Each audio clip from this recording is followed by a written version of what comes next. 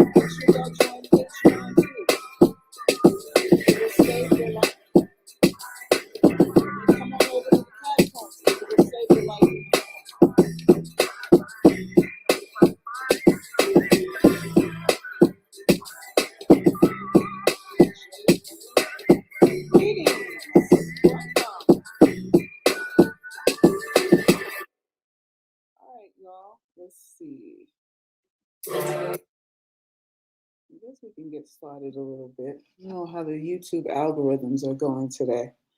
All right, so for anybody who is here for the first time and will watch this replay for the first time, my name is Salkis Ray. I'm an artist, an author, a poet, a spiritual advisor, medicine woman, founder, and the ambassador of the Ugly Girls Club. And our tagline is, I refuse to be defined by how I look. That is our tagline. Ooh, we got somebody from Zambia. Ooh, nice. Your messages have changed my life. Oh, blessings, blessings. Wow, we see UGC is officially worldwide, y'all. We are a worldwide coalition. Those of you who haven't joined Patreon, please do. But you know, the tiers start at $5. $5 tiers to change your life. Invest in yourselves because people are guess what people are doing out here? People are investing and learning how to get something from you for nothing. They are investing in trying to find out how you think and how you feel and what triggers you so they can get things from you with little to no effort. What do you think the manosphere is about? What do you think all these dating sites and pickup artists, this and that, and how to get the girl, this and that entails?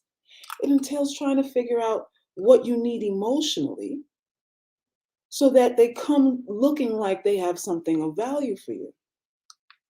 So that's what it is. That's what it is. So you have to invest, you have to counteract that by investing in your mental level up game because that's what it's about. Now, make no mistake, this platform isn't about getting a man. It has never been about that. So for those of you who are trying to get a man, trying to get a sugar daddy, that's really not the premise here. Everything that I do is under the umbrella of self-esteem, self-worth, self-confidence, self-actualization, self-awareness. It's all about tuning into who and what you are and living the life that you want, despite what men say you're worth or not worth, what you're entitled to, what you're not entitled to, because you know you have that right. You just really have that right. You don't have to listen to slaves. Yeah, I said it. You don't have to listen to slaves. Men who are telling you you can't have this and that and the other don't have any control themselves. So what y'all are doing is you're fussing and fretting and fighting with slaves. And you need to stop wasting your time with that because they can't dictate your fate. A lot of them are telling you what you deserve and they can't give you anything. Make that make sense. They're not in a position to give you a sandwich or a job, but they can tell you what you're entitled to. Make it make sense. Stop arguing with slaves. Stop arguing and fussing and fretting with slaves. Yeah, I said it exactly like that. And that's what it's about. Hey, dark goddess. Yes, it's dark goddess energy over here. And dark goddess energy isn't about something sinister. Let's not get it twisted, but anything that's associated with dark is associated with sinister, corruption, crime, evil, that kind of thing.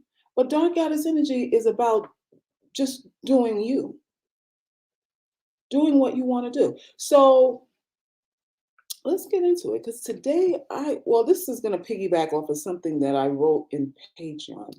And I wrote a lengthy piece in Patreon concerning this post that I saw from this gentleman. Let's see if I can.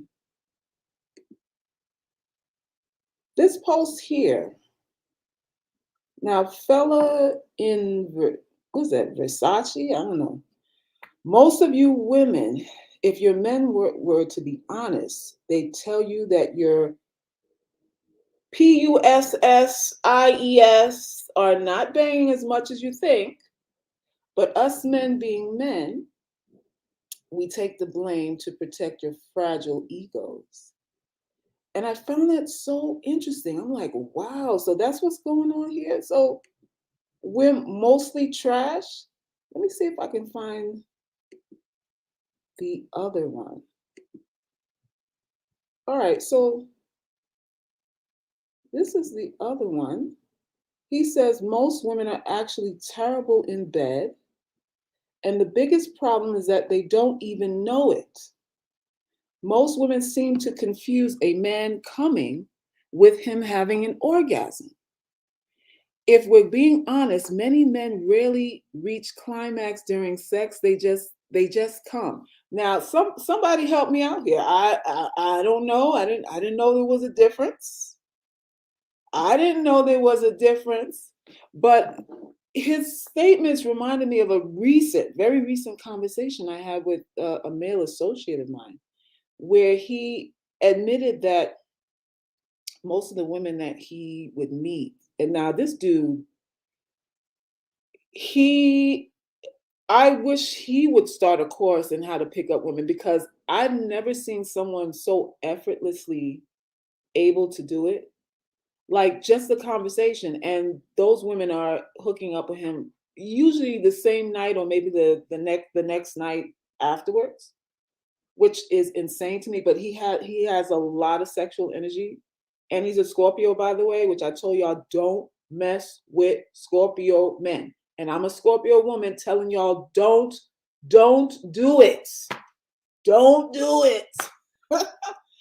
But when I saw when we talked, he was saying that a lot of the women that he's in bed with, he's kind of auditioning. He's auditioning them, and that most of them weren't passing the audition. They didn't get the part. They were auditioning for the role and they couldn't get the role, and they thought they were doing something spectacular because they were pretty, had a nice body, had a big butt, or whatever the case may be, right? And I was like, wow. So a lot of these women had no clue that they weren't impressive. They were not impressive. So I say that to say, y'all gotta be careful. You're slinging around, you're slinging around your vaginas out here, and a lot of these men are just like, it's okay. You cute and all, but you're not really it. You're not really it. What do I tell y'all UGC all the time? Take your egos out of this thing. Take your egos out of the conversations that you're having with these men. Take your ego out of the bed too. And why do I say take your ego out of it? So that you can see, because some of y'all can't tell when you're turning off people. Some of you don't have the awareness to know when to leave the room, when to enter the room, when you're overbearing, when you don't have charisma, when you don't have charm. You really have no, because you're all in this I'm the shit kind of thing.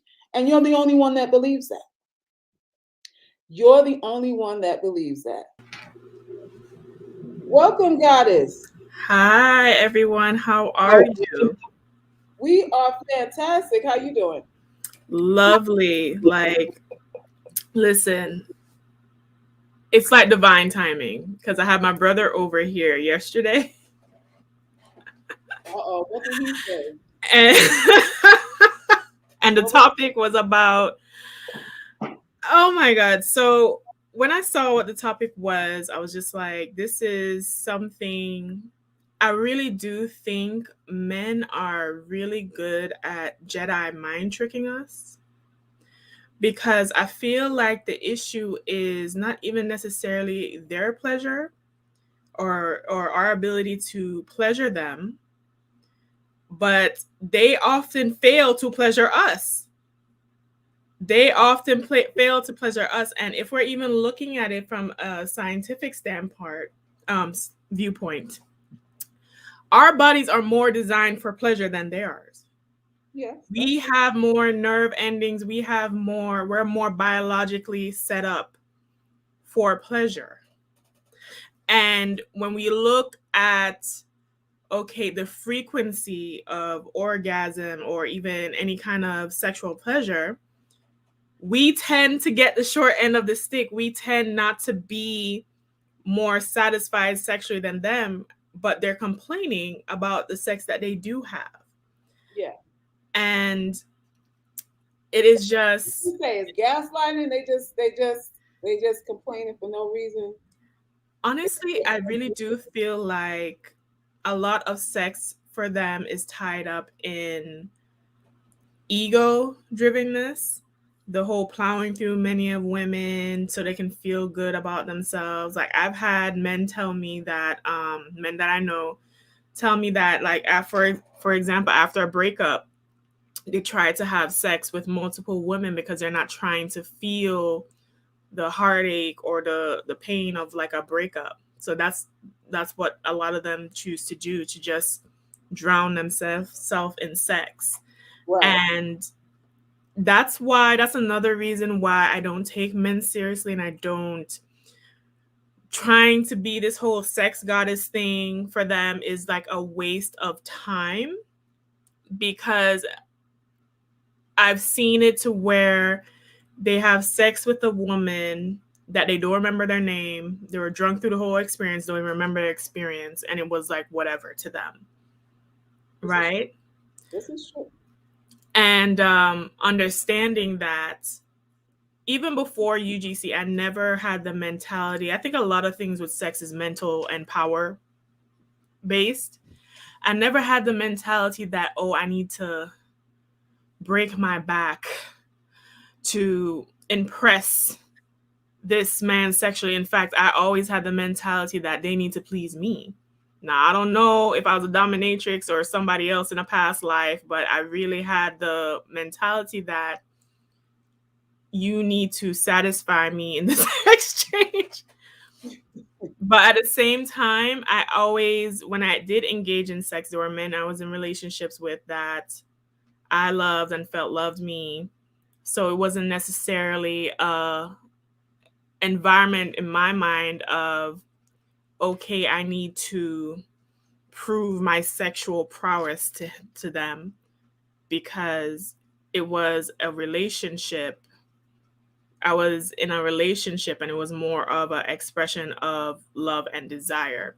I feel like the whole proving thing or sexual satisfaction things comes up a lot more when you're treating sex as this just casual thing.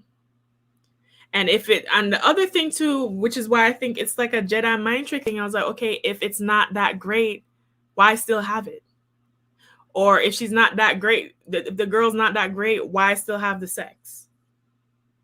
Or why, there's a lot of sorcery going on in my mind, because the other aspect of it is they'll say a woman brings nothing to the table other than sex, right?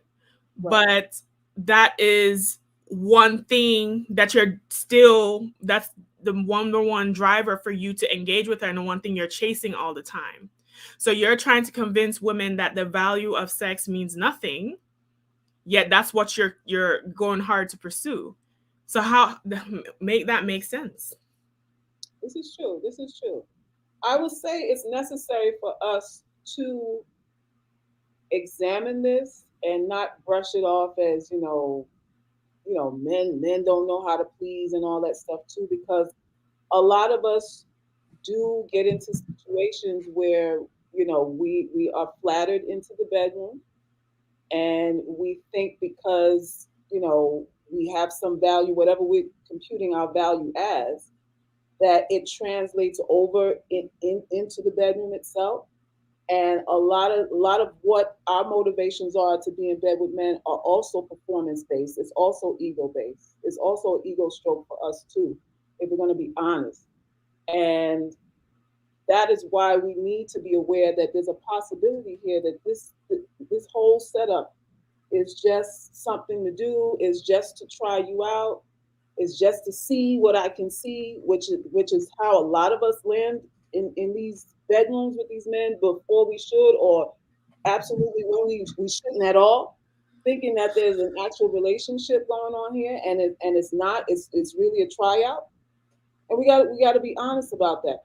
I would say from my perspective, being my perspective is different than yours. I can't say that every situation that I've been in was one where I just knew that they were supposed to cater to me, that they were supposed to please me, and I had it in my head that I'm the prize and all that kind of stuff. I've been in situations where I'm doing this to prove my value. I'm doing it not because he is actually the best guy in the world. I'm doing this so that hopefully he falls in love with me. And a lot of UGC girls end up in situations where they're making choices like this to prove something, and you really wind up not proving anything, because if you land in bed because you're scared of losing him, or you want him to like you more, or whatever the case is. A lot of times you won't be that, you won't be the best that you can be because you're worried. You're going into bed worried. You're going into bed scared. You're wondering if you're good enough, and sometimes you're overdoing things, you're underdoing things. You're really not there. You're not comfortable. There's a lot of women that have sex with men that they're not really going into it. They're not comfortable with it, but they're doing it in hopes that something else, it gives birth to something good afterwards. So it's good for us to know that, a lot of these men are not. It ain't all of that. It ain't just I'm beautiful. I got the equipment, and that's all I need to do.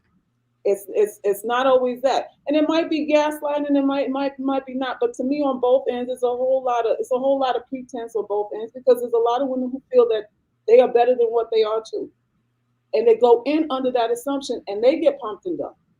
They get pumped and dumped. So the message is like, okay, what we doing? How skillful am I? Can we honestly evaluate ourselves? Like, where do I fit in with this thing? Am I all that, or am I just average, or not? We gotta speak. Where do you think you fall, Salkis? I ain't shit. I ain't shit. The fuck? And I ain't scared to say it neither. I ain't shit. You have to activate. Listen, my thing is, if I am emotionally there and everything else is on point, I'm gonna listen. I'm gonna pay attention. I'm gonna ask questions. I'm gonna be a student for the most part. If you work, me trying to study you to know what it is you want, I'm gonna approach it as, I'm not all that. I just want to learn what it is you want. And as long as it doesn't land me in the hospital, as long as I don't need stitches from whatever it is you're requesting, we good. We good money. We Gucci. We Gucci, as they say. But I'm not going into it. Listen, I know a lot of shit. I know a lot of shit. At one point I was like, yo, I'm gonna be what do they call it? What's the name of this? What do they call it? The courtesan kind of shit. I was studying all kind of shit, doing all kind of shit. I know a lot of shit, and I'm like, you put it on them, and they still like, well, it be that. My thing is, what I will say, because I'm not going to answer that question, because I do feel that you're not going to answer the question. I'm not going to answer because I think some things are best kept a mystery. However, what I will say is, I think that what I've come to understand about men is, when it comes to sex, they want to worship you and defile you at the same time. Yeah. They want to worship you and defile you at the same time. And what I have gathered from being a fly on the wall as a woman who's grown up around men, is that a big factor in the sexual experience for them is you wanting to please, like you wanting to please them. It's like they need you to need them. Like they need your desire for them is important. Unless he's into other stuff, then he doesn't want you to. So what do women need? What do women need to? I think we tend to focus more so on the emotional connection and the mental. There's a physical aspect as well, but I think in comparison to what men think, I feel like if men don't get their physical needs met, they're not necessarily satisfied with the sexual experience. Though I know women who don't get their needs met, but they felt like because they were vulnerable and intimate, that satisfied them in some way. But I think the issue is, as well, when it comes to our pleasure, we're too much in our heads. Like I feel sex is better when you have a clear head, and you really have to be fearless You really have to be like, I'm a freaking goddess. I'm not worried about my stretch mark here, or if you had kids here, or whatever the insecurities are, or if you're in your head doing kind of like a play by play of what to expect. I feel like that cheapens the experience for yourself as well. I think embracing it from a place of fearlessness is more attractive and more sexually enticing. Yeah. It reminds me of, you know, those trailers for Dune, and it's always said fear is the mind killer. Yes. Like, you really need to approach sex from a place of fearlessness. You need to be like, I'm that chick. Whether or not you're gonna be a more dominant or submissive role in the bedroom, that's for you and whoever to work that out. But in your mind, you need to be clear, because when you're fearless, you're not worried about feeling guilty or ashamed of anything. You can be spontaneous. That's like the best sex. So if I'm not in the mood, if I'm not feeling well, if I'm stressed out about something, if my mind is not clear, I don't engage in that, because I know for me, I have to be in a clear mind, and this is an experience in the moment. Like, there's no, I'm not planning anything out. I'm just free to do whatever. And I think that's better. And I agree. I agree. You got to really be in your what's in it for me? Why am I doing this? Is this the best time? And all of that for it to be an experience that you want. You know, I blocked somebody that I didn't want to block. How do I unblock somebody that I blocked? You know? You have to go on the back end and remove them. Remove them from the block list. Oh, oh man. So I can't Yeah. do it from here? Shit. No. But okay. Sorry, sweetie. I meant to block the rebellion dude. It was talking about white dick or something like that. I blocked sweetie by accident. Shit. All right, I have to go back in the back end and unblock her. Yeah. Yeah, I do agree with you on that. And I agree with the gaslighting thing and the whole pretentiousness thing that these men do, because they're still having sex. They're still having sex with the women that they say are a problem, ain't good enough, ain't satisfying and stuff. They're still ejaculating. But the dude said the guys are coming, but they don't orgasm. And he says that a lot of these dudes are faking coming. And I'm trying to wrap my head around how you dudes fake that? Oh How do you my fake that? god, like it's so insane. I don't know how a guy can fake that. I do think, I'm you know trying what it is?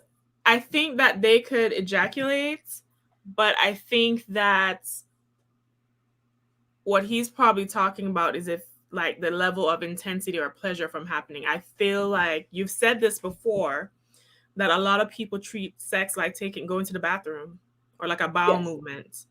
right. And Sex if is you are in that state and you're plowing through pum pum on a weekly, daily, how many, you're desensitized. First of all, your sexual pleasure centers are desensitized because you're using them all the time. You're not taking breaks. Um, so it doesn't hit the same. It's almost like a crackhead, like trying to chase that first high. It's not going to be like that. The more you indulge repetitively in that state, the less it's going to satisfy you. So I can definitely see a guy, you know, having those experiences and still feeling like it wasn't anything. mm, I always blame porn for everything.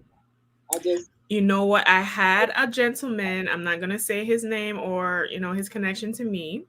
He uh-huh. said that he stopped watching porn because he said that I guess he's at the age at 35 now, because they always like to say, for us with pregnancy and whatever, we hit the wall at 30, whatever. Yes. He noticed his last sexual encounter, um it was hard for him to fully get hard, because up until then he was watching a lot of porn. So he said Ooh. he was able to make it through, but like you said, Salkis, when the penis gets like temperamental, you know, so he He was throwing temper tantrums out here. to fix that, and I guess this is the buzzword now. I don't know if it's on these man channels, but I hear about it a lot, like semen retention, which is just stop watching porn. And Oh, is that what it is? That's what semen retention is? well, semen retention, I guess, is, I don't know, I haven't looked into it, but I'm assuming it's like not, you know. From what I understand is you circulating the semen instead of ejaculating it out. You just pulling it back up to your brain and then circling it back down or some shit like Well, that. I feel for, most of these men are not that disciplined or spiritually inclined to even engage in that.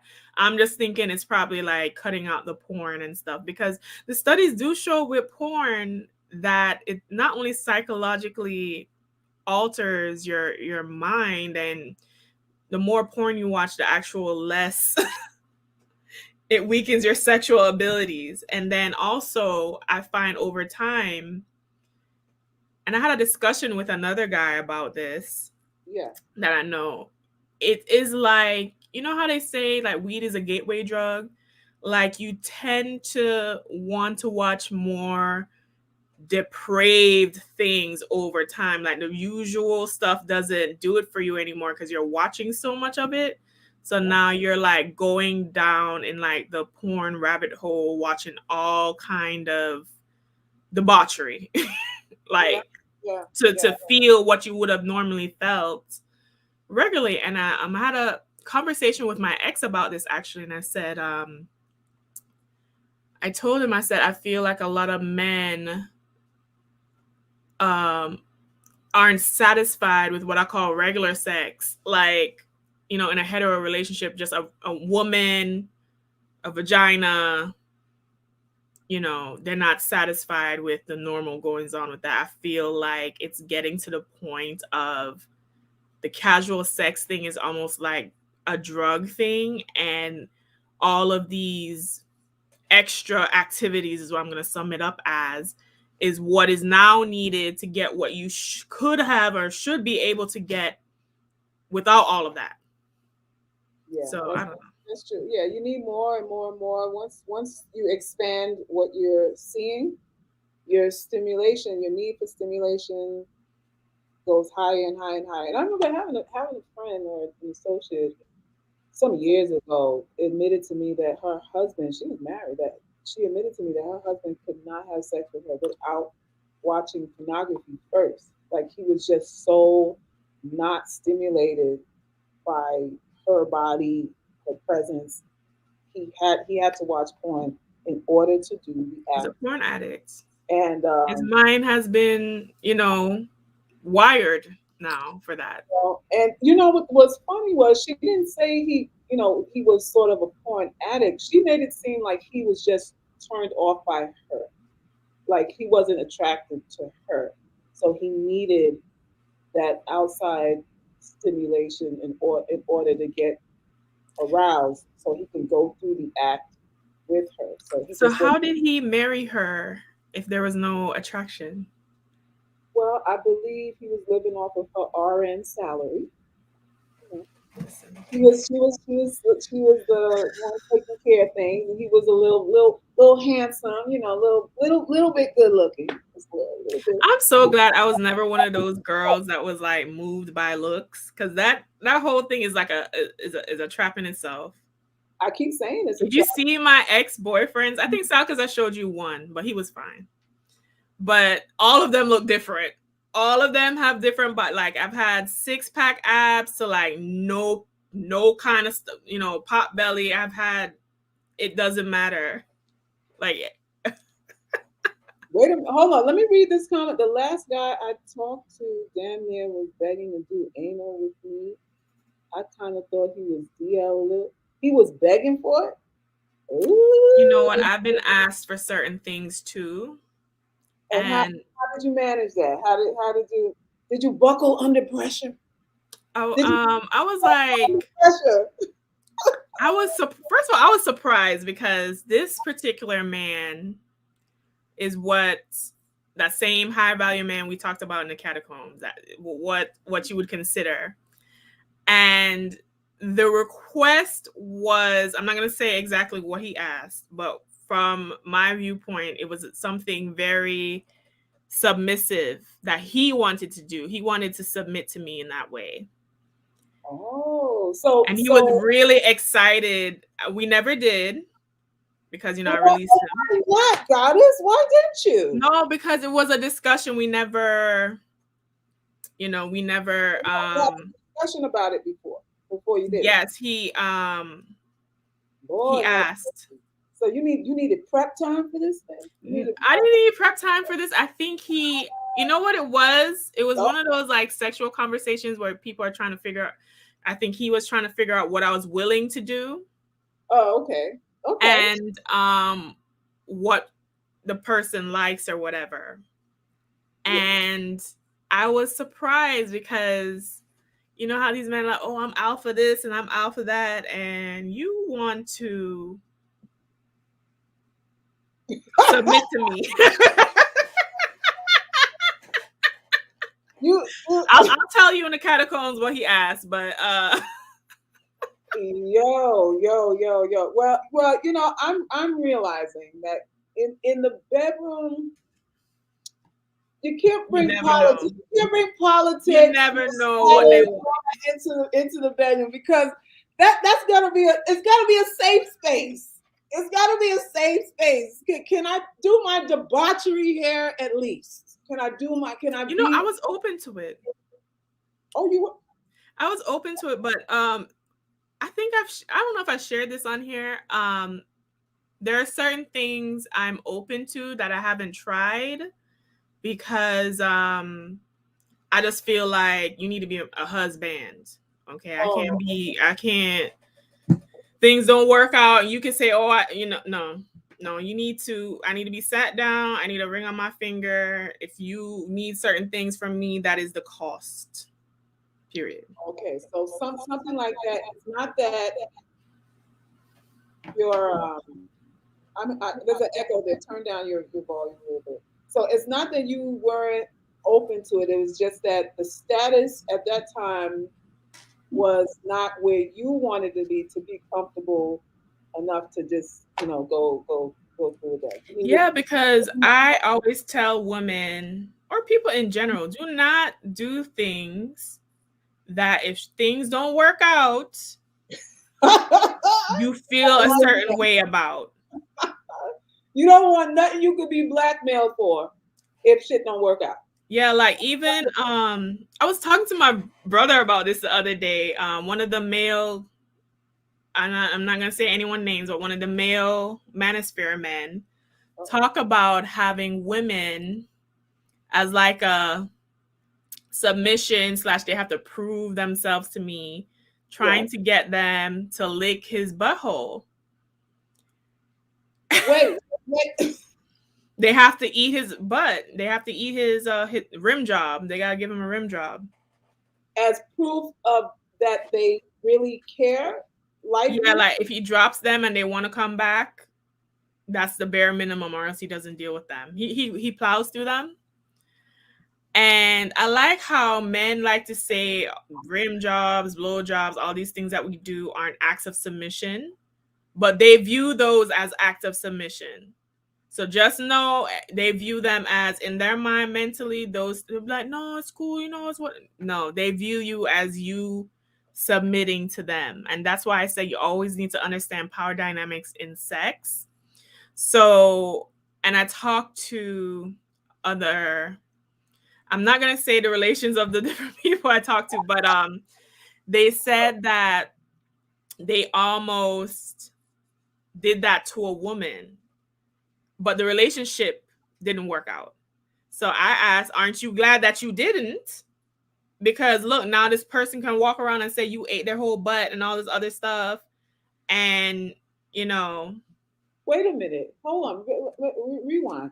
So so this person is a him, a guy, saying that he almost ate a woman's butt, but he's glad he didn't because things didn't work out. Since when is eating a woman's butt so taboo though? Because in their mind, it's a submission thing. It's a submission thing. They're thinking mentally it's submission if they do that to you. Just like when you do any kind of job to them, it's an act of submission. It's an act of whatever. So an act of submission. Okay, I've learned something today. I didn't realize that was considered. I mean, so then going down on her.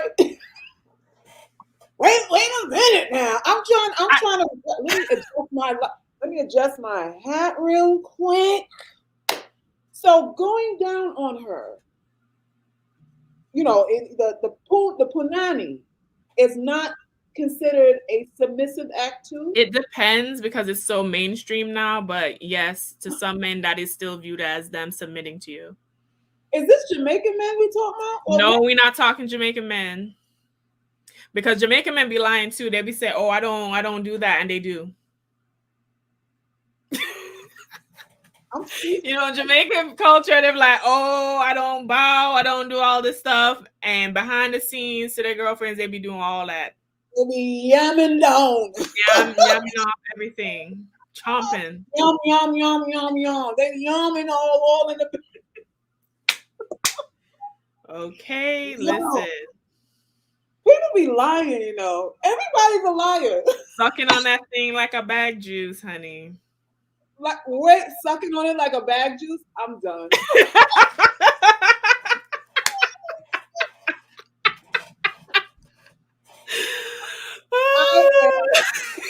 I am done. Stick a fork in it. I am done. They act like head is too. I had an ex do it like he was doing me a favor to go down. And that right there, ladies, is a sign. If you are getting cunnilingus and this man is treating you like he doing you some big favor, that should let you know where you line up in his mind. Because I've never had an ex make me feel like he doing me some kind of favor. For going down? For going down. Yeah, that's jacked up. That's jacked up. And usually, if you feel that way for going down, you feel that way for having sex with you too. Some of these dudes feel like they're doing you a favor by screwing you as well. So, that's jacked up. Honestly, sex should be for marriage. It just isn't worth the squeeze. You're right. You're absolutely right. You put your life at risk. Felicia Goldson. Sorry, Salkis, but that young woman's view and opinions are ridiculous. I mean, I'm just sharing what the men around me are saying. These men are from the age group of 30 to 40. So I don't know if the men outside of that age group operate differently when it comes to sex. I'm unsure. I'm just relaying the information that has been passed down to me. Somebody said men eating anus was never taboo back in the day. That's a new one. Oh, that's a new taboo. So I don't know. I mean, I've heard it's to me it was always like the West Indian man who didn't want to do the eat the yam down eat out thing, and American black men are gutted. They get gully with it. It's whatever. But it always was, the Jamaicans, Trinity, West Indian men in general have I guess standards. But the man that I talked about that was saying that the girls need to eat his butt, I'm not putting his YouTube channel on blast because I don't want to circulate him. I don't know. And I don't want to bring drama, but as far as I know, he American. So Yo, So I'm he just. got over like what 500,000 subscribers on YouTube. Oh, really? Oh, it's a big channel too. Actually, let me look. Let me look. Lovable says men ate everything readily, heartily back in Is the that day. true? Is that true? Did they eat everything readily back then? Shit, I ain't old as Methuselah. I can't tell you. I wasn't. I wasn't there back then. I'm right with you. Let me Google. Let me Google this. What say, washed or unwashed? Ooh. Washed or unwashed? Washed or unwashed? I can't even deal. I cannot. You know, You don't want to be down with somebody who got dingleberries down there. Okay, that and you know, men be keeping those hairy butts and dingleberries be caught up in there because they don't wipe properly. No, but he want your dingleberry. Men I don't don't mind. have dingleberries. What is that? Or lint, maybe. I don't know. Salkis trying my life right now. They like the lint. They like the lint.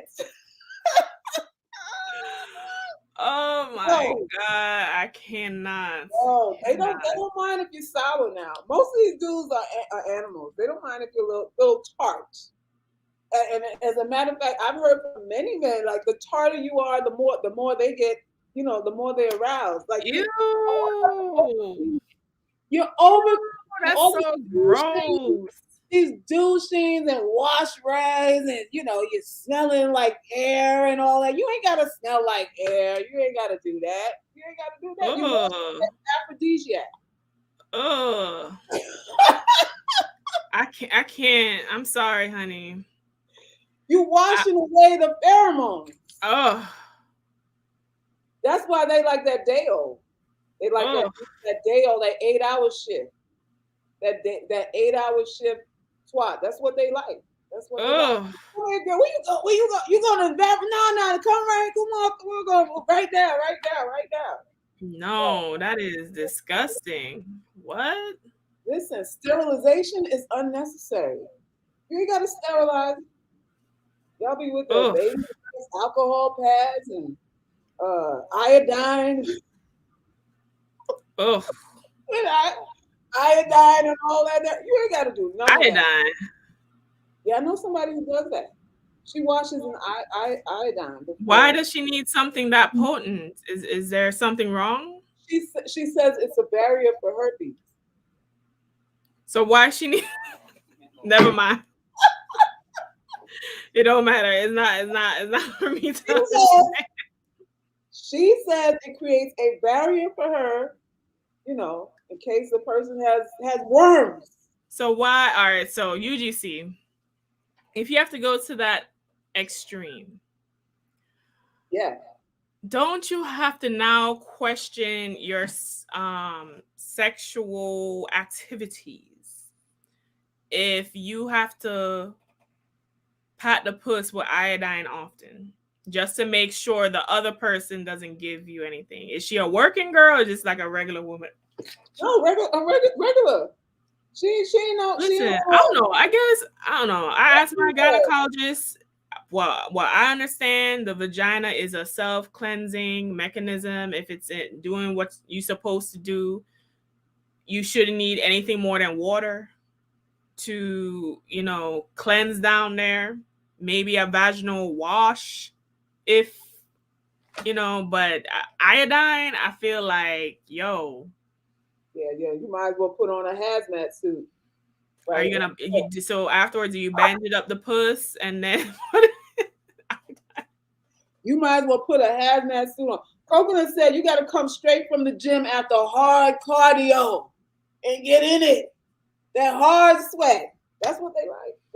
The hygiene aspect of sex is important because they do talk about, from what I've heard from men in the age bracket of 25 to 40. Okay, since you know, musty poom poom, musty smell, underarm, stank weave smell. Your weave smell like you got caked up gel and dandruff in it. Like Oh. dirty nails. Yeah. They're not feeling that. You know, one of my brothers asked me, he's like, Athena, how come your hair doesn't smell? He said, "How come your hair doesn't smell?" Yes, because I think his one of the girls he was dealing with had stank weave. Oh wow. Oh wow. So he was inquiring, what am I doing? So he Oh could pass wow. the message along. Yo. Or like, I remember, I'm not gonna say who it was, but he made a comment that the girl he was with, like her tracks were loose, and she She had loose track. that you can no, I've seen her before, so you can see the You can track. see the tracks. You can see the tracks. Oh. And she was going for that, it was a sew-in. She was going for that natural-less look, but it wasn't. It looked dusty a little bit. I'm just being honest. Uh-oh. And that was a comment that he said that it affected his arousal, his erection sexually, because he didn't have that much of an emotional connection, because she couldn't emotionally connect, and that so when they're not emotionally connected, he explained, when they're not emotionally connected to you, they look at everything else. Okay. Let me read this comment. Chanel says, "Hey, is there such a thing as being behind in life? It seems like people older than younger people doing what they do are saying this the most." What are you referring to, Chanel? Saying what the most? And when you mean being behind in life, what do you mean? Unsuccessful, past your prime? Can you clarify what you mean? Somebody said they smell like roaches. What does a roach smell? I don't know what a roach smells like. I never smelled a roach. I never smelled a roach. Really, I want Some women do leave weave in entirely too long. Salkis used to be a hairdresser. How long are your sew-ins supposed to stay in your head? Well, you know, Cause I know the budget be a reason why a lot of them. some of them come in like every 3 months, and no washing or nothing in between. That was. Yeah, aren't you supposed to like wash like the underneath the braids and stuff too, and But they retighten? weren't doing that. They weren't doing that. And they come in, "Girl, you did such a good job. I know you're proud of me. Because they came in 4 months, 5 months, or 6 months later. They wanted me to be proud that my weave held up that long. But when they come in there and you got to take that off, you need a mask. You need a gas. So why don't you just buy a wig that you can take off at night then, if it's gonna be that type of situation, and then you can wash the wig and wash your hair? Well, that's true too. But ask them. I don't know. But that's what they did. And they didn't come in between for the washes because people were on the budget and trying to budget out their stuff. But 2 months is 2 months, 6 weeks to 8 weeks is really after that you should be wanting to take it out, take a breather, really get a good scrub going and all that stuff. That's why we be losing our edges and be I mean, that's why. be balding under there. Love Yours says some men complaining about women's hygiene also stink. Yes, because men like to focus on us and not themselves. Or when they do focus on themselves, they're always comparing themselves to a man beneath them. They never compare to anybody above them to strive towards. Having ringworm on their head.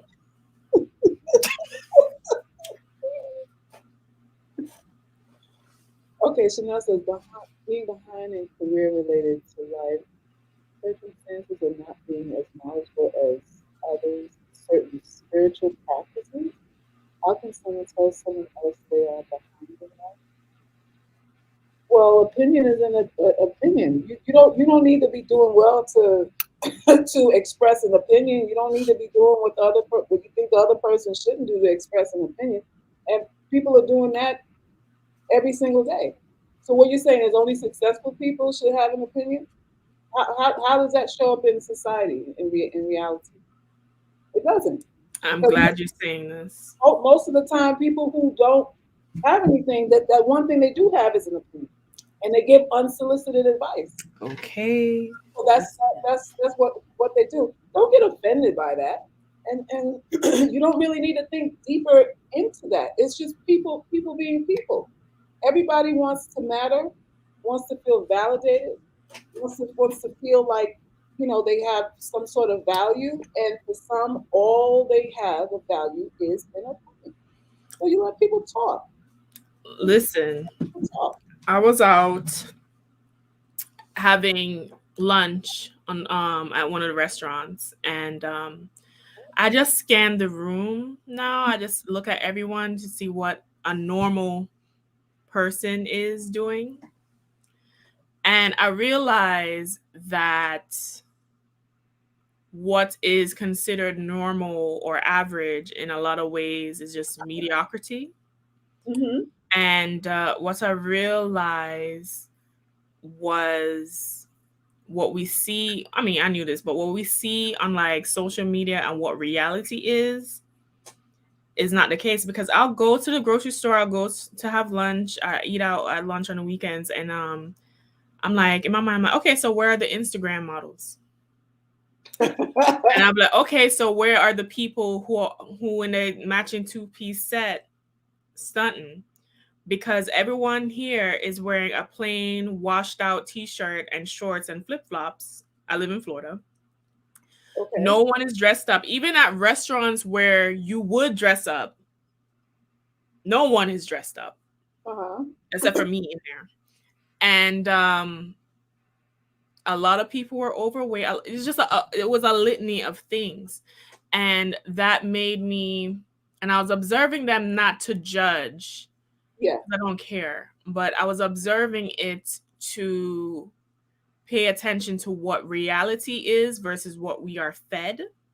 Yes. A lot of us feel worthless if we don't live up to some image, that you have to think, okay, where did you get the image? Because if you look around to where you actually are, no one is looking like that.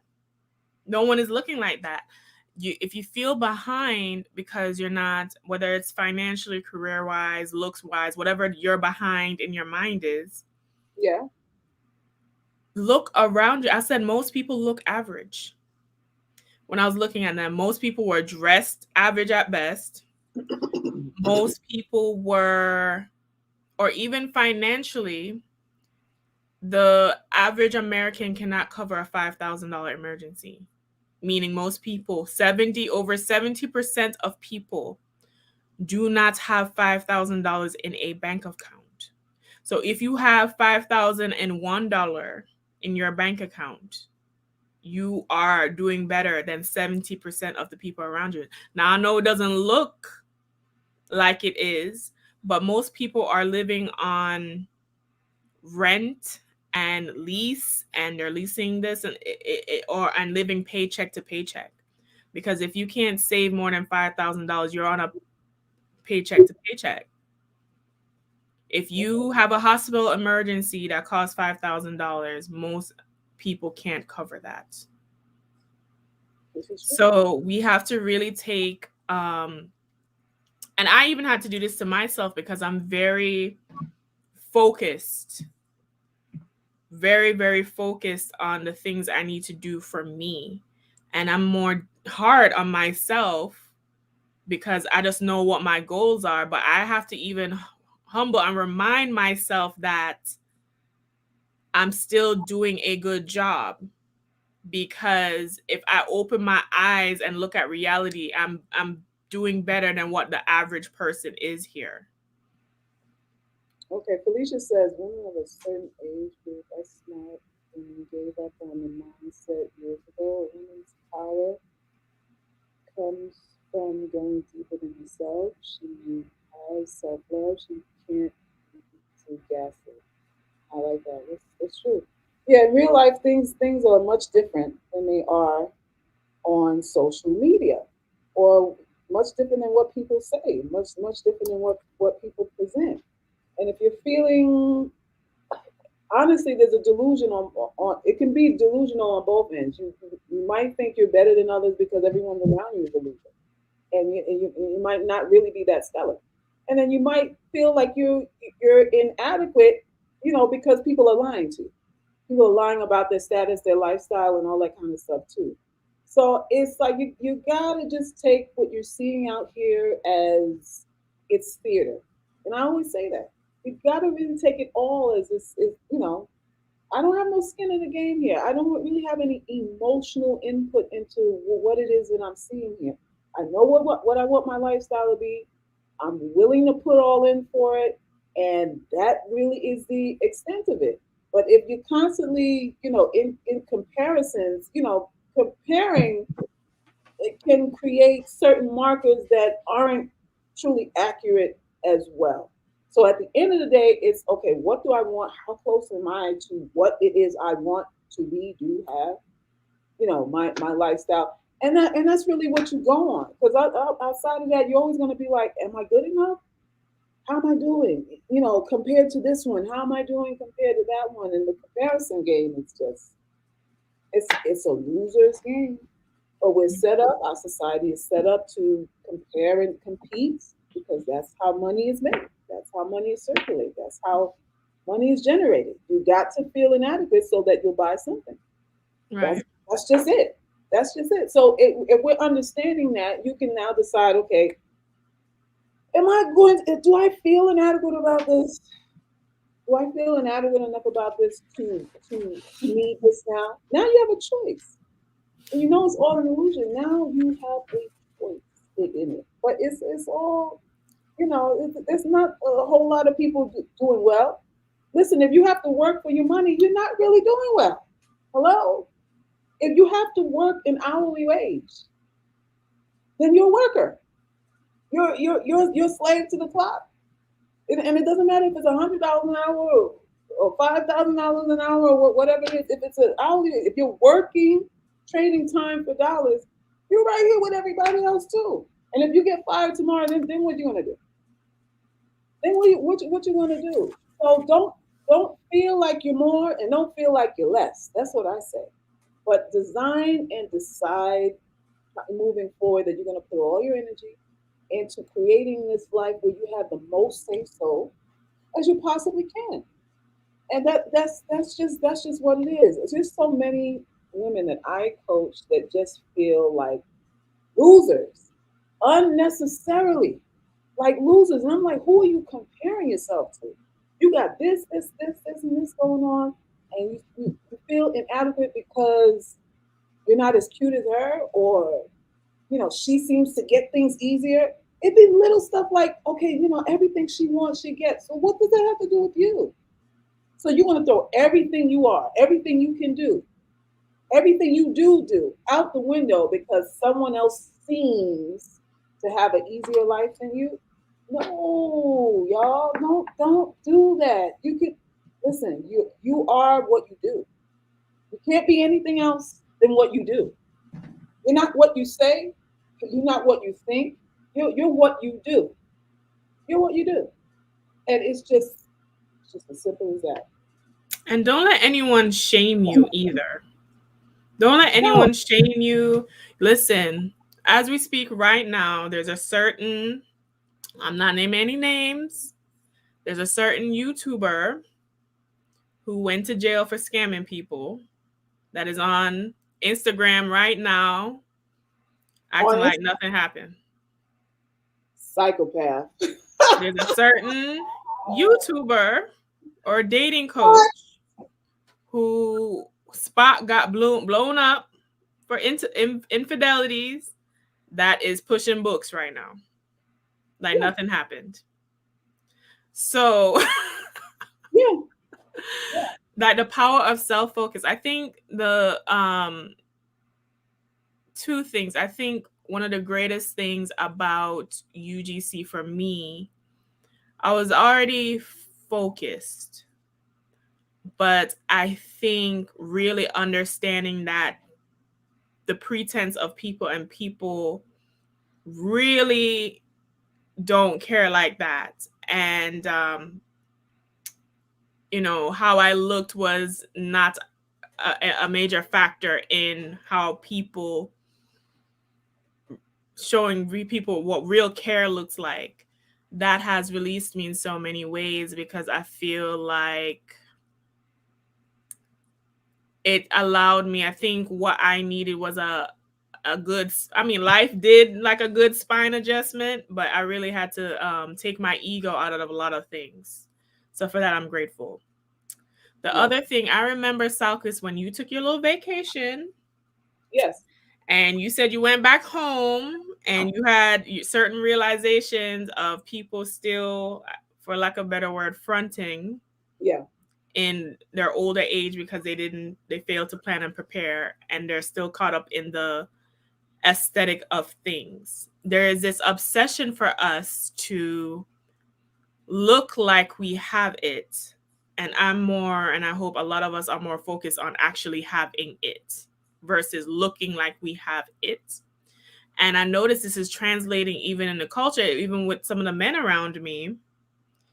I see on Instagram all these motivational investment quotes and self improvement, and you're retweeting Gary V and you're retweeting these entrepreneurial guys. But I just called you last week about going to a convention, learning how to invest money and build wealth and self improvement.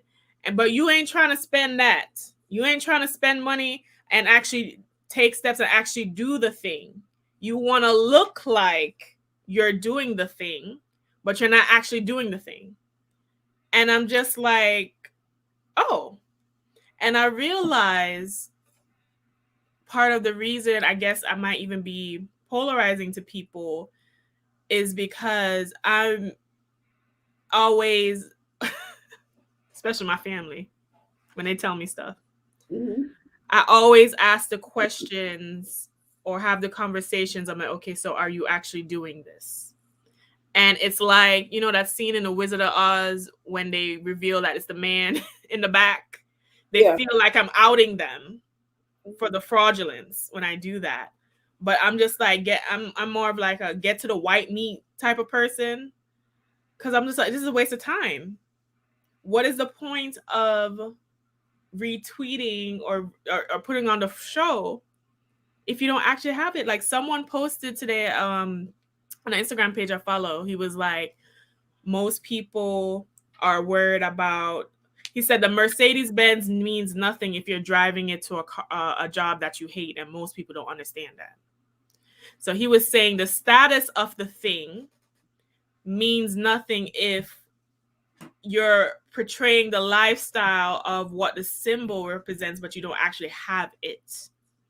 So the Mercedes Benz is going to mean more to you if you're driving to a job or a career or a business that fulfills you versus having it as a status symbol when you're really even more so of like a slave or like living a life that you're not happy with, but you're putting on a pretense of having it look like you are. Yeah. Well, yeah. There's a lot of pretense going on. There's a lot of pretense going on, and the pretense holds a lot of us back.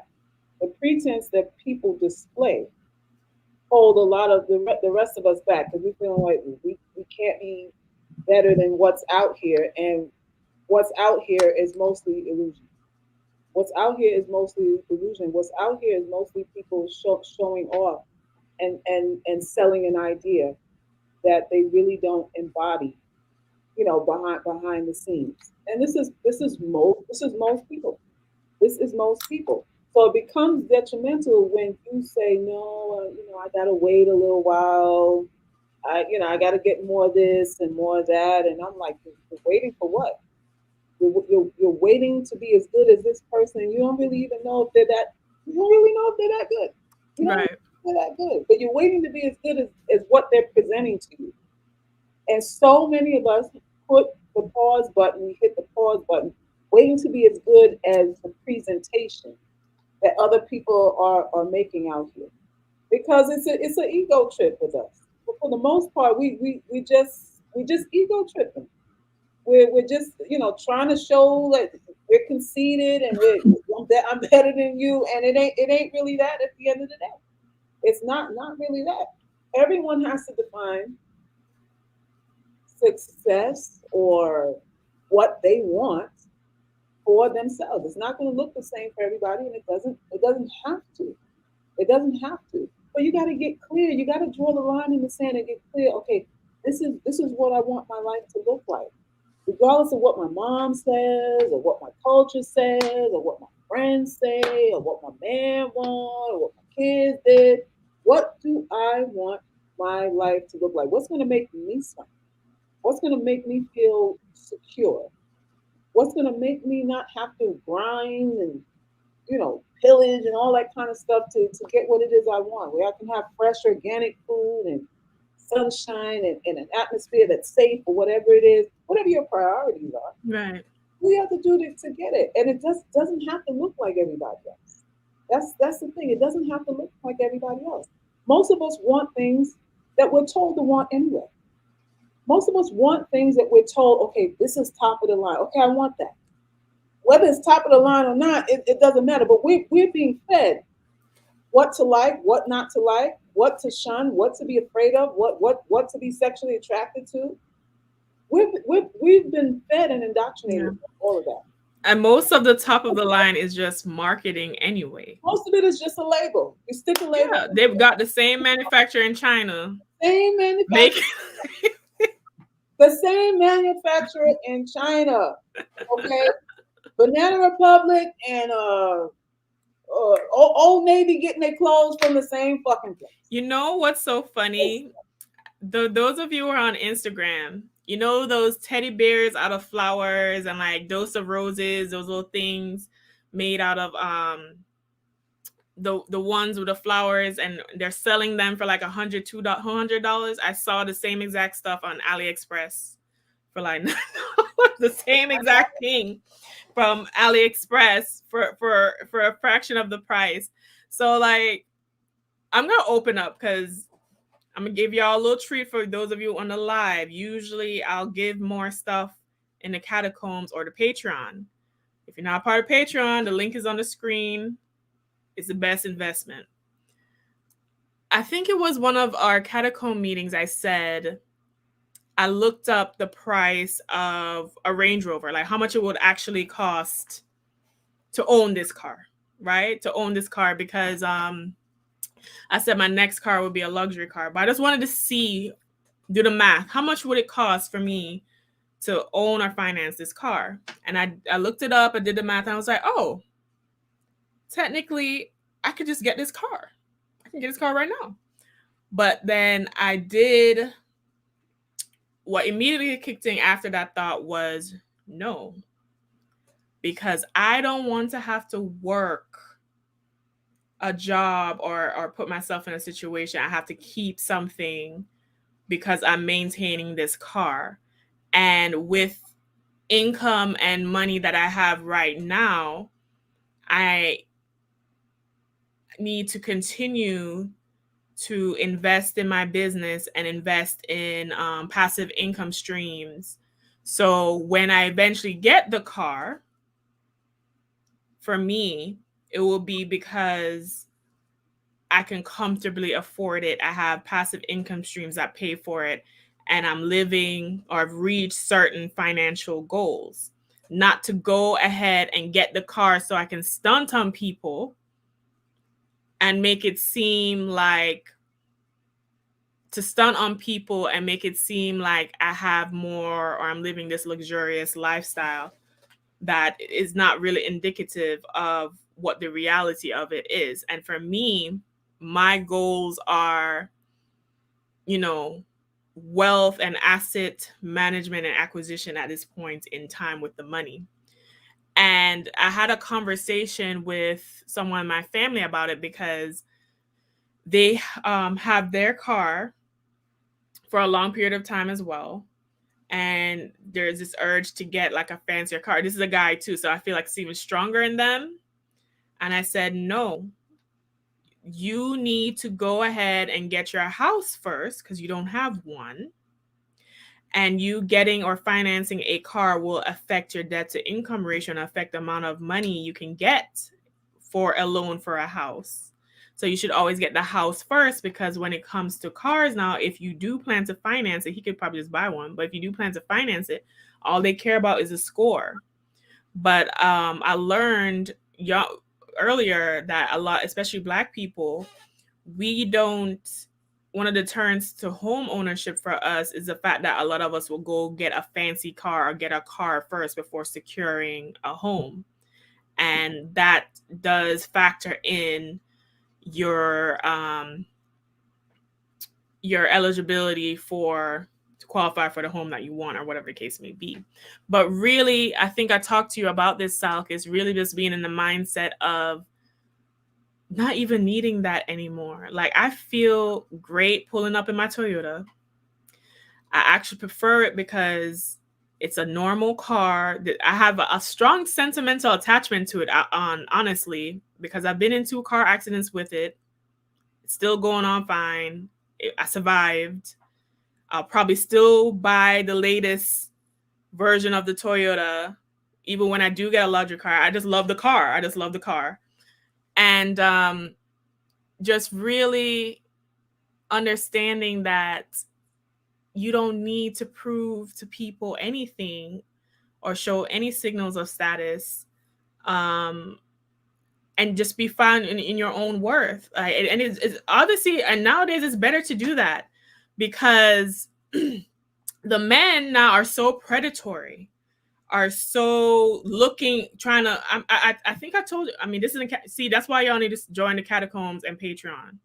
But I went on. I didn't go on. I did go on a date with him, but on one of the phone conversation, he was asking me the value of my house. He was asking all kind of questions, and he wanted to know where I lived. I didn't. We just met up where we were supposed to meet on the dates. Like, it was very like, I think he was trying to run a background check on me. I don't know what happened. I don't know. But I asked him, I was like, why does this matter? I asked him, why does it matter how much my home is? Because according to what you say, because you told me how much money you're making, this, that, and the third. I don't know why they always do that, but I didn't even ask you because you wanted me to know that you got it, because you think I'm gonna act different and not treat you like everybody else, which is a mistake that some of us make. But you're inquiring about my finances for what, sir? So even if I get a luxury car, I'm gonna keep my Toyota or get a new one. And that's what I'm showing up to the family cookout in. And that's what I'm showing up on these dates in, because I don't, I even, it's a shame I have to even do this with my own family, but the more as a woman, especially, you have, the less they feel like they need to do for you. They don't see it as anything to praise you for. They may even hate you and be jealous about it. And the men don't see it as, only men that really see it as something are men who are trying to use you. And the ones who would actually do something for you feel intimidated by you having your own, and now they don't feel like they need to do as much. So it's not a win-win situation. Yeah. TGA says, I know a woman with very high salary. She needs 3 side hustles to pay for her lifestyle. Just ordered a 114K Tesla. She need not work yourself to death to impress people, no matter. Yeah, don't matter. Yeah, because there's a lot of that going on, and I've met a lot of women in my life who do things to supplement income to maintain a certain lifestyle, because the Benz and the zip code and the where they're going to have drinks and all that kind of stuff, and what they're wearing is very important to them, and they work their fingers to the bone to be impressed or impressive to other people who don't care. When I tell you all these people don't care, I'm I'm telling you the truth. They don't care. You may get a thumbs up and a ooh and ah. Where did you get that from? Oh, you look nice. But at the end of the day, what does any of that mean? Their acknowledgement of you means what? What's the value of being acknowledged by you? Is what you have to ask yourself. And this is why I've said on this platform, for years now that a compliment doesn't mean anything. What is the value of a compliment? What is the value of being sexually attracted to someone who says you're sexy or whatever it is? What's at the end of the day? How do you cash in on all of that? Because most of it is just banter. Because if you call them to task and you ask for some real assistance and you need some of these people to actually help you, they are not there. Scatter like roaches. They're not there, and then they're asking you, can you find someone else to do it? Or, I can't do it right now. You caught me at a bad time. Then they come with all these excuses. Oh, but I thought you liked me. I thought you respected me. I thought you were impressed by me and all this other stuff. But when you call them the task, you realize that they don't care. You realize that they don't care. So this is what I'm trying to impart upon you, UGC. Make sure y'all like up the stream. Make sure y'all join Patreon and our website, theugly.girlsclub.com. By the way, this is what I'm trying to impart upon y'all is that we waste a lot of time designing our lives worried about what people think. You make decisions based on what other people will think about the decisions that you want to make. Hardly ever are we driven just by, okay, I want to do this. If you think about doing something, you're like, okay, what will my mother say? And what will this one say? And what will this one think? Will they think I'm low class? Will they think I'm high class? Will they think I'm intelligent? Will they think I'm stupid? Will they think I'm pretty? Will they think I'm ugly? We're going through all of this thinking process with every decision that we make for people who do not care. They just don't. They just don't. And we waste a big chunk of our lives trying to maneuver around people who, when you call them to task, they just don't come through. They really just don't come through. So y'all have to be mindful of all of this when you're worried about how you look, when you're worried about what you have or what you don't have and all that stuff. When there's worry involved in all of that, remind yourself that okay, this at the end of the day, this person's not going to come through for me. Why am I worried about what they think when I know they're not going to come through for me? When I know if I get hemmed up in the hospital, they're not coming to visit me. If I need food and I ain't got no food to eat in my refrigerator, I can't call them for a bowl of lentil swill. I can't do anything, and I'm worried about what you think. It Right. makes no sense whatsoever. Don't be impressed by nobody, UGC. Don't think no woman has it better than you, because everyone has a cross to bear. We are all under the rules and regulations of being human beings, of being a physical, flesh, blood, and bone. There are things we cannot override as flesh, blood, and bone people. We are all the same, essentially, and we're all going to die. So there's nobody to be intimidated by. There's nobody to really be jealous of. There's nobody to feel insecure around and all of that. Like, I'm not enough. I'm not enough. I'm not enough for who? Not enough for who? The only person that you are in competition with is yourself. It's you and your mind. Your mindset is what you are in competition with, because you can't go any further than what you think about yourself. You can't go any further than what you believe you are. You are not in competition with an attractive woman. You're in competition with your belief that she's better than you. That is what you have to fight. Not what she has, not what you assume her life is, not what you assume her to be. You're in competition with what you now have determined that she is. And you gotta fight against that. And that's a daily battle. That's not a set it and forget it. Because the devil takes no breaks out here. We are propagandized to on a daily basis, morning, noon, and nights. There are no breaks. As soon as you turn on your phone, somebody's talking to you. Somebody's putting ideas inside of your head. As soon as you flip through social media or turn on the TV or look at reality TV or whatever it is, or talk to a friend even, they're implanting ideas in your head of I'm inadequate, I'm not enough, or I need more, or I need this or that. This is what we're hearing on a daily basis. So to counteract that, you have to be vigilant. You have to be a vigilante for yourself. You have to constantly check and balance, constantly block the plays, because they're coming at you left, right, and center. And sometimes they come in subtle. Sometimes they wrap it around a compliment. Haven't I told you when I was doing the lives in the cars, how they wrap insults around compliments? We call that sarcasm. We call it sarcasm. And you leave there like, did she just, but it wasn't tongue, but did she just, I'm not sure how to take that. And you're confused about it. And you know why you're confused about it? Because you don't think you're good enough to assume that this person's insulting you. Why? Because you're in a position that you're the one begging for their time. And if I'm begging for your time, then there's no possible way you can insult me if I'm begging to be with you. But they are. They are. And y'all have to be mindful about all of this going in. And you might say, oh, it's too much work. I don't want to think too much and all that kind of stuff. Okay, but the person scamming you is thinking about scamming you. The person that's scamming you and manipulating you is going over the script in their head about what they're going to say to you the night before they meet you.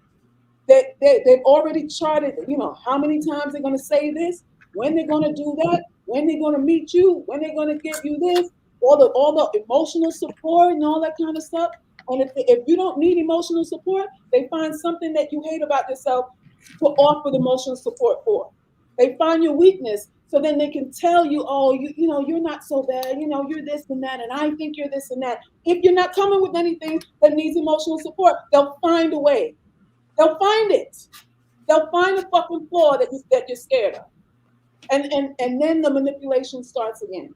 Listen, I am not new to this fucking game. Not new at all. And to me, logic is basic. It's really not convoluted at all.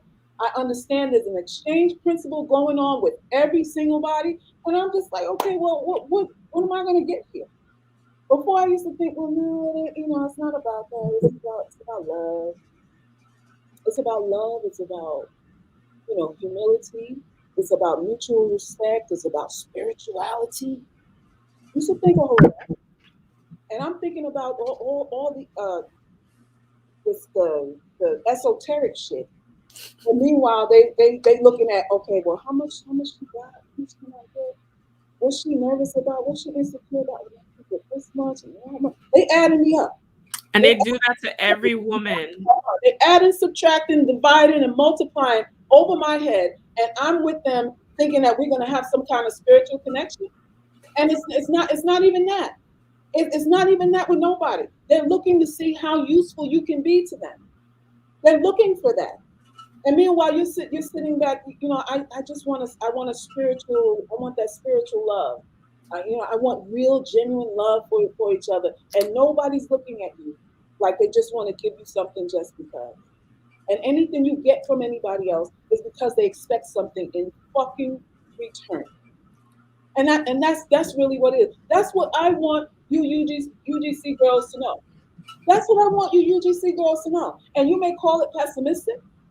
You may call it, thinking negatively, or you may call it thinking like, you're disgruntled, or you've been hurt, or you've been wounded. All those catch terms they throw at you when you're figuring them out.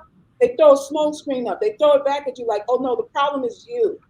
The problem isn't me. The problem is how you think about me. That bullshit. You gotta flag the fucking play out here. How many years are people going to lie to you about their intentions before you understand that there is an intention there? That there is a motive there.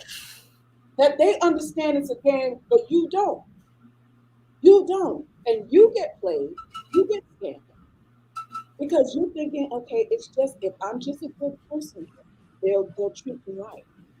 Or if I'm just attractive enough. But some of us, we really think we ain't got no chance in hell. And I'm talking to you women right now. The ones of you who think you have no chance in hell because of the way you look, you make yourself a sitting duck. Because it's like, if I'm just this, then I'll get that. And that's not how this life works. There are plenty of pretty women out here who are getting played just like anybody else. They're getting left at the altar. They're getting baby mama. They're getting their bank accounts wiped out. They're getting diseases, just like anybody else. On some, well, they like me, or they like my body, or they think I'm attractive. Well, fucking what? How many women out here are attractive? You're not special. Ain't none of us special. Ain't none of us special unless somebody think you special. You special because you all your friends are ugly. Some of us really think we all that because all of our friends is a dog put a paper bag over your head or something like that. You think you the shit. But given a certain circle, you ain't shit. And your relevance is transient, just like your fucking status. Your relevance is transient, just like your goddamn status. And it depends on who you're next to that makes you think that you're the shit. We can't play those fucking games. We can't assume anything. You can't assume anything. You can't assume that you were ever loved. You can't assume that you were ever liked. You can't assume that you were ever respected. You can't assume none of that. Especially if you can't call on these motherfuckers.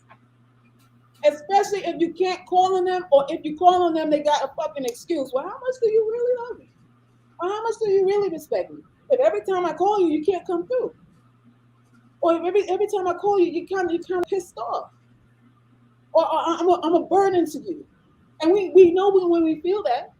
You know when you feel like you're a burden to somebody, like they don't really want to do anything for you. But they like it, but they think I'm pretty, or they think I'm smart, or they think I'm successful. What the fuck does that mean at the end of the goddamn day? Not nothing. Everybody's politicking. Everybody's politicking. Everybody wants to posture, especially when you're unattractive. Everybody want to come and let you know. Well, I think I'm based on what I feel. I think I'm better than you, but I'll give you a shot. I'll give you a shot. Everybody wants to treat you like you a fucking charity case out here, and a lot of us let them do that. A lot of us let them do that. You talk too much. You let them know how you feel about everything. You show your fucking hand, and that is what reduces your status. That's what you alert other people. You let everybody know that you're bothered by everything. Then they just push buttons. Then they just push your fucking buttons. Especially these men. Who's going back to the point of this broadcast today, which was the dude said these men are faking orgasms. They're faking coming because they're with women who think they're better than what they are in the fucking bed. And that's symbolic of how we are in general. We're just living in our heads, and we're not observers. We don't observe. We're not aware. We're just I'm. You ain't nothing. You ain't nothing. You have to see what the other person feels about you. Then you know what kind of relationship you have. You can say that you're smart. You can say that you have more value than anybody else he's ever been with and all that stuff. But if he doesn't believe that, he's not going to treat you that way. If he doesn't believe that, he's not going to treat you that way. And a lot of us, we don't get that memo until we deep in the shit, until he's already ejaculated 5 times. You don't realize that he never liked you until he spit inside your cervix a couple of times. And that is what we don't want. Because if you are in full awareness that, listen, I know what I am and I'm okay with what I am, but I need to see what you think and what you're willing to do. That's my assignment. That's the only assignment I have right now. Not to prove myself to you, but to know what it is you want and what you're willing to pay for. So that you're not pumped and dumped out here. So that you're not, performing all this trapeze artists and shit, acrobatics, swinging on the fucking chandelier, man breaking down in the fucking bedroom, all for him to say, you all right. You had to get stitches in your vagina and on your fucking calf muscle after you fucked him, and he just says you're all right. All this performance-based shit, just for them to say, it's a take it or leave it. Low down your volume, sis. All for them to say it's a take it or leave it for you. No, we have to become aware. We have to become aware. Listen, don't believe your own hype. The moment you start believing your own hype, people can appease you and fucking lie to you. It's easy. Flattery is the way the devil gets in. Flattery is the first step to getting you to soften up your defenses, or to get you to believe that what they're saying is true. All the person has to do is go, incredible. Oh my God. Okay. So what are we gonna do about that? How does that look for me? How do we translate your feeling that I'm incredible into something that I can actually see, mark, measure, and determine? You know, because I want to be able to chart this since I'm so incredible to you. And that's really how you got to think. Because people, they'll just fuck you over. They'll just fuck you over, especially when you are an ugly woman out here. Everybody thinks you're a fucking fool. Everybody thinks you're a goddamn fool. Or I'm doing you a favor. What? Excuse me? I'm doing you a favor. You're relevant because of me. That's how they handle us out here. You're only relevant because I like you, or because I want to spend time with you, or because I'm co-signing you. You have to be careful and aware of all of this shit. I don't wear an ego on my sleeve. I want to know what's going on.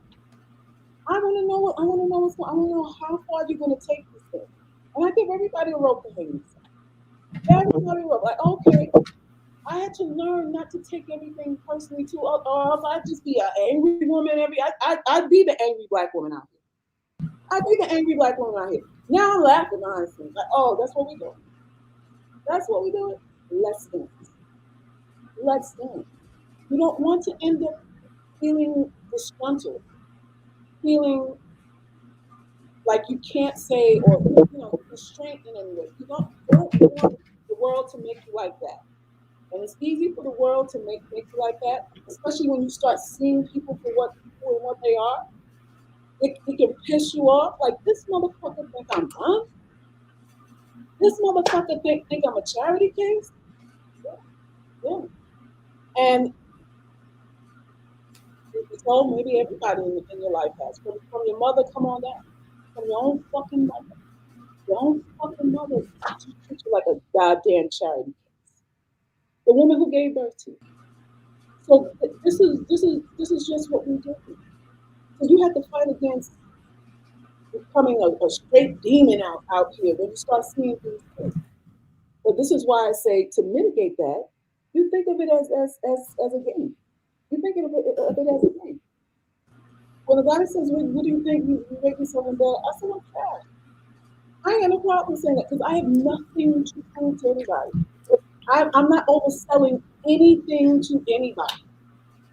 I'm not overselling shit because I know it depends on mood, exchange, what you're giving me, what's the goal, and all of that determines how motivated people are to do whatever they need to do to please you and that end. And it travels. What you say at dinner travels on into the bedroom too. It travels on into the bedroom too. People are pretentious to the last, to the fucking last. So y'all have to understand this. And don't say, I prefer to think about it in a different way. Listen, this whole society, our whole world is run by dark magic, run by fucking manipulation and psychological fucking warfare. It's not run by an exchange principle of you give me, I give you. It's I tell you what I'm going to give you, and if you believe it, then you give me, and then I'll murk. That's really what's going on out here. That's really what's going on out here. Fair, more like compromise. It's not fair. It's a compromise that you'll need out here. And you gotta be ready for all of that. You gotta be ready for all of that. You're not gonna win no nigga's heart by fucking. You're not. You're not gonna outfuck a man whore. You can't outfuck a man who's fucked everything. You can't. And most of these men, if they can fuck puppies, they will. That'd be the last frontier for a lot of them. They don't been with everybody. And here you are twirling and shadow dancing and strip poling and all this kind of thing to be exceptional. And you go, oh, look at her, she tried it. She gave it a good college try. That's what you get. Take your ego out of it. Take your ego out of it. A lot of you have had sex with men so that you can fall in love. You've had sex with men so that you can be useful or contributory.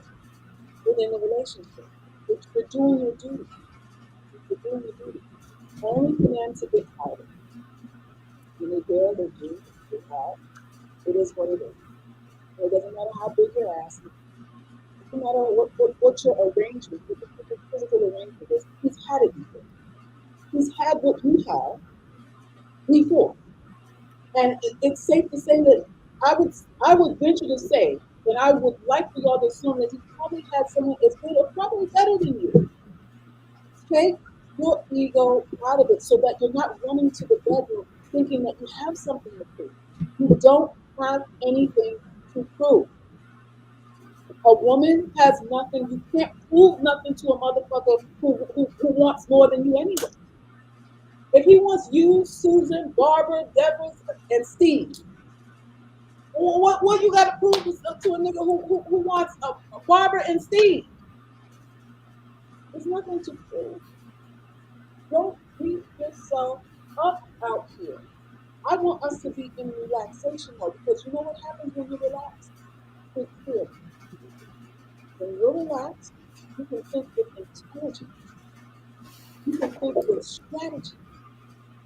You can think about the best option for yourself when you are relaxed. This is why I always preach on this channel. Y'all like up the stream and go to Patreon after this or right now and sign up for that and get more of what I'm saying here.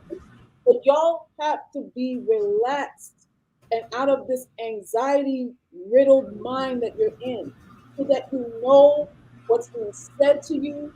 You're aware of how you're feeling. You're not confused about how you feel. Some of you get insulted and you're confused about that. You don't know how to feel about an insult.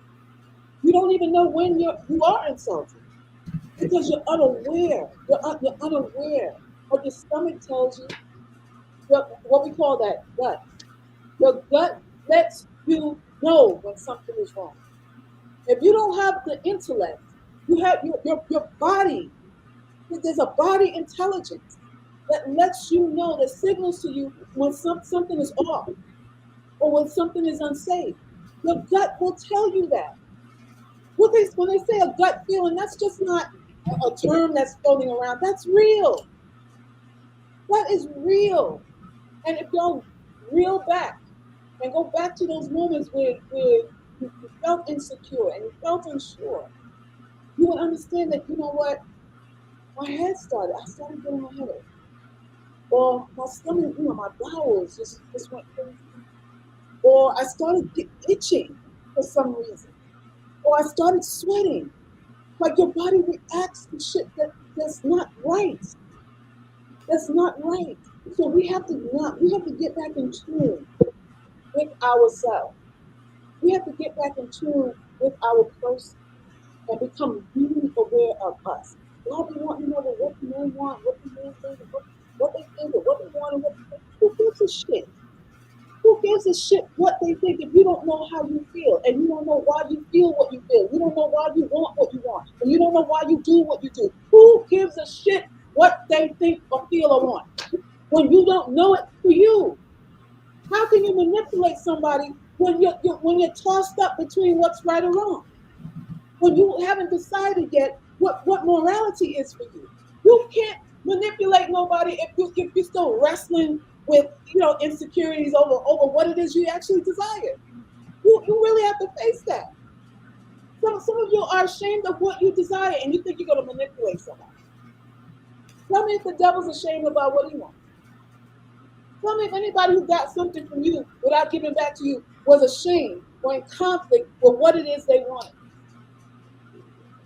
How does it work? Y'all are spinning your wheels out here and wasting your time, energy, money, attention on things that are not going to pan out. They're not going to give you a return. They're not going to give you a return because you're looking for a scapegoat. You're looking for a buffer. You're looking for something that will distract you from facing who you are or who you think you are.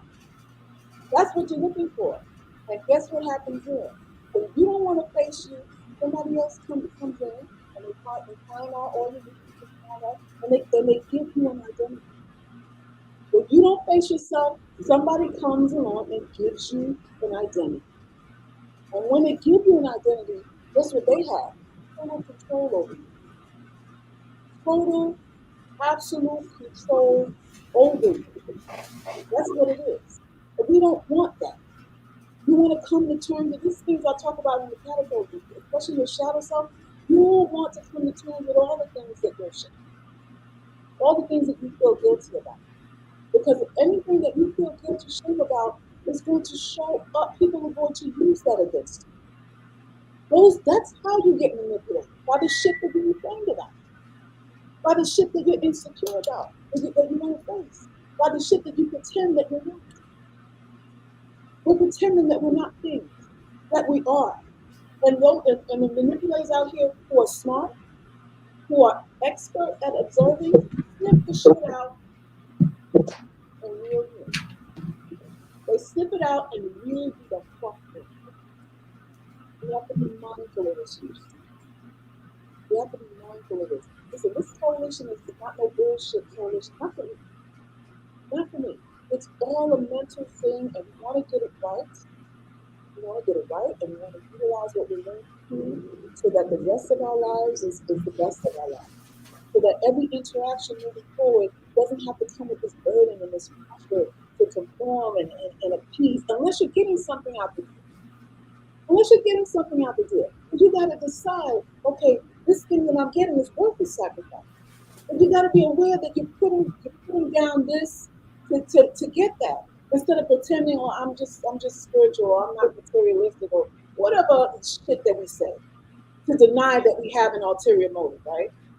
To deny and fake ourselves out from having motive. Understand that they have a motive and you have a motive too. And you gotta meet in the fucking middle. You have to meet in the middle. These men don't like you. Let me say that shit. These men don't like you. It doesn't matter if you're cute or what. Because if you have to have standards, and if you have to dress a certain way so that you supposedly get respect, and you have to, make sure you're a lady and talk like this and don't do that, and all these parameters, all these rules and regulations outside of just being yourself. You can't tell him that you love him just yet, or you might not be able to tell him that you love him at all. Why? Because the beast comes out of him, or his true feelings may come out of him, and then he starts treating you like shit. Then he starts treating you like shit. When you are who you are, totally, is it respected? Hardly ever. Hardly ever. But we've been being fed like, organic love, and the love thing is real. And love, how is the love real when you got to dress a certain way, act a certain way, do a certain thing, do a certain thing, you got to pretend.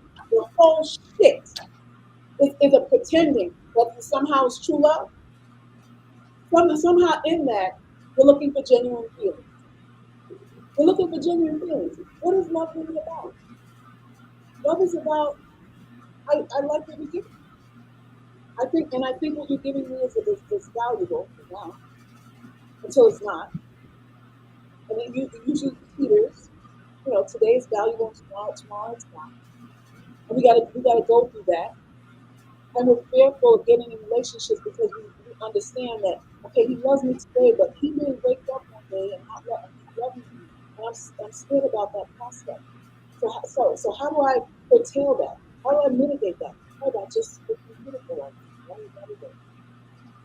That will work. It'll work for Bianca. It'll work for Harry Guy. Just beautiful. That'll do it. He'll love and respect me forever. If I just beautiful enough. So we instinctively know that it's an ebb and flow. We instinctively know that there's an expiration date. A lot of times, like spoiled milk on this thing called loving woman. That's why you're at the gym doing squat.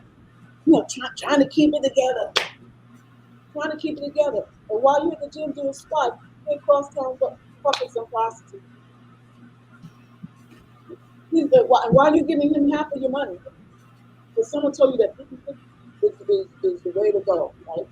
50-50 is, it's fair, it's honest. If you're putting in, you're carrying your weight and all that stuff. Give him 50%, and the 50% he gives you, he pays for a relationship with us. With your 50%. So we are being fed this idea of fair, and nothing like it. Nothing like it. Everything is based on what I want right now and how I feel about what I want right now. And a lot of us don't get that moment until unfortunately it's too late. So here we are, going back to the topic of today, which is, they're saying that we're lousy. A lot of us are more lousy in bed than in thing. And the fact that we're defending against that, saying that men are more lousy than, they will admit to. And I guess maybe both sides are lousy. Maybe both sides are driven by ego. Maybe both sides are just, they just want to be self gratified, and it's not really about anything genuine. And it's unfortunate that sex is a sport.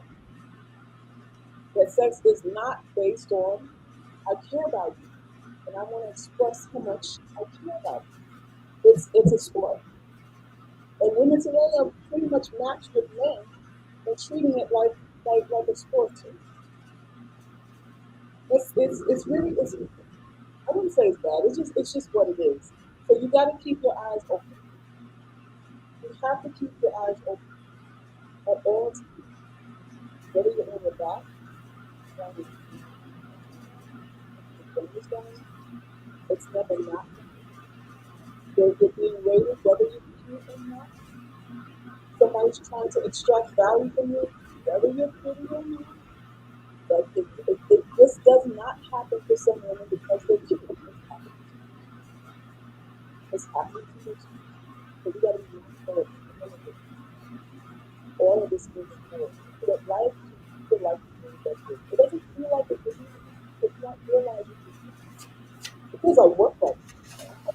And when your fully eyes are open, it will start to feel like a game because you see the playbook a mile away. You see the playbook a mile away. That's really what it is. That's really what it is. That's what I can you hear me? Can I see? Yeah. Here. We're gonna wrap it up now. It's true they don't like you, they like how good you treat them and feel about themselves. That's it. That's it. So it's nothing else, put a period on that and deliver it. Seal it up and deliver it. And it's okay. Don't feel fucked up about this. Don't feel fucked up about any of this. Feel empowered. Feel like, okay, I now I realize that, what I can do, I'm doing what I can do for me. Whatever I put out there, it has to have a return for me. It's not about impressions. But it's background noise. Oh, that might be on your end, darling. Yeah, so we're wrapping it up now anyway. I appreciate y'all for coming out. Goddess, thank you for coming on and lending your perspective on things in an intelligent, concise way. And y'all, I will see y'all on Patreon. And those of you who want to come inside the catacombs to do some real intense work, we invite you there. You got to come to the site, the uglygirlsclub.com for that.